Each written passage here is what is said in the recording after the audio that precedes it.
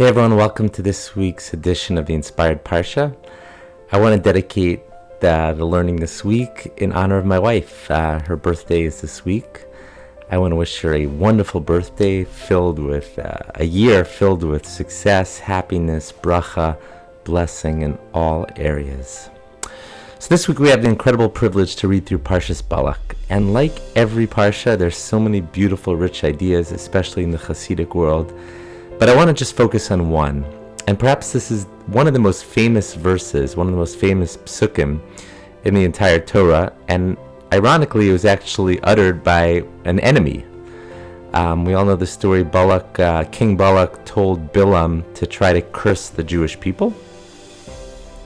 And Bilam tried to curse the Jewish people, but of course he couldn't curse them. He ended up giving them a blessing as well. And in the blessing, he said over this famous verse, it's in Bamidbar chapter 24, verse 5. Again, one of the most famous verses which we all know. We actually wake up in the morning and say this. We say, Matovu alecha Yaakov, mishkanosecha Yisrael. How good are your tents, Yaakov, your dwelling places of Israel, O Israel.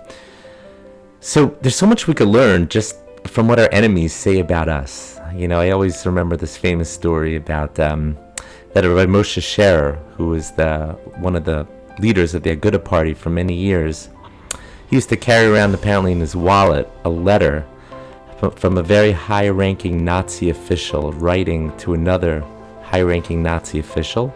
It was right before the invasion of Poland, and he said, when we invade Poland, the first Jews we have to target are the religious Jews, the Orthodox Jews, the observant Jews, the rabbis, the scholars, because he said they are the secret to Jewish continuity. They are the ones, so to speak, that give the Jewish people their extra power, their extra lifeline.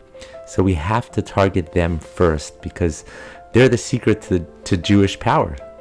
So again, there's so much we could learn just from what our enemies say about us.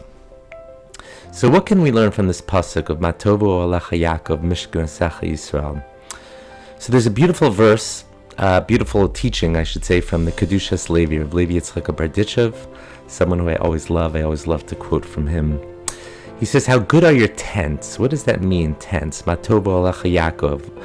You know, Yaakov, of course, was the Ishtam Yoshev Ahalam. He dwelled, of course, in a tent. Tent, of Levi Yitzchak Berditchev explains, that's symbolic of the Jewish home. You know, where we live, where we every night, where we sleep, where we eat. That's a Jewish home. What's the Mishkanosecha Yisrael? Mishkan is a reference to the sanctuary. We know the Mishkan at the time of the Torah was called the Mishkan. It was a sanctuary. So Mishkan is like our shuls, our base Batei Midrashat, our Batei Knesiot, where we learn, where we daven.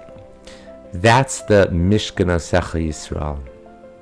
So listen to this idea of Levi Yitzchak Berditchev. He says the secret to this verse, the secret to the power of this verse, is that there's this juxtaposition between the O Alecha Yaakov and Mishkanosecha Yisrael. They're not two different entities. They're uniquely combined. They're connected.